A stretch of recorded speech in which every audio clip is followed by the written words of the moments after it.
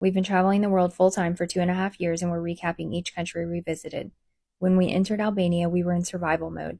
No income, a lot of homesickness, and just trying to decompress. This experience is based solely on Saranda, Albania, which is a small coastal town. The first pro would have to be that it's incredibly affordable.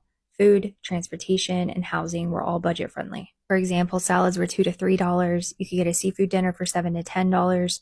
You could get a coffee for $1. Groceries like tomatoes and bread were costing less than $1. Transportation was also cheap, $12 to $15 between cities like Tirana and Saranda.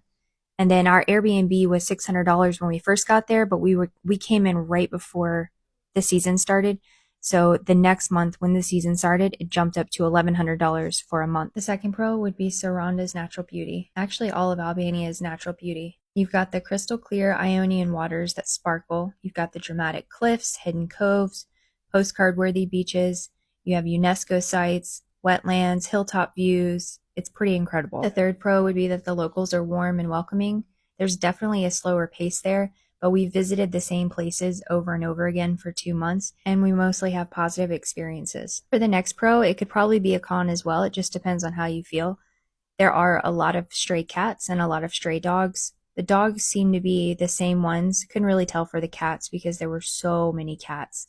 But for the dogs, it seemed to be the same few stray dogs, and they were always in the same spot. So it was kind of like they had their store owners. For the first specific cons of Saranda, Albania, they would have to be the seasonal crowds. So the first month we were there, it was very calm, and even in the busy touristy areas, it was much slower. You could see the beaches, there wasn't a lot of crowding.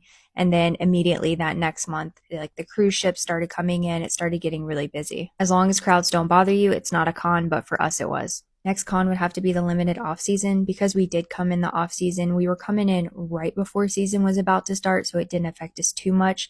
But we could tell there were a lot of restaurants that closed down, like cafes, tour services. They shut down or they have reduced hours, so you have fewer options for food and activities if you come in the off season. Next con would have to be the unfinished construction. That was pretty rough. There's construction every single day, and it was kind of close to us, but it echoed all throughout the buildings. So it was pretty much wherever you were at, within a 10-minute walk, you could hear the construction. For us, it was more so the noise of the construction, not really like the unfinished buildings, just the noise. Con would have to be the beach bandits, which are basically either businesses or it's like small groups that charge you to be on the beach. A lot of the really pretty beaches there, like right below Saranda, is Kazimil, and the beaches surrounding there, the people on the beach will make you pay for a chair and an umbrella. You can't just freely walk along it or bring a towel and sit down.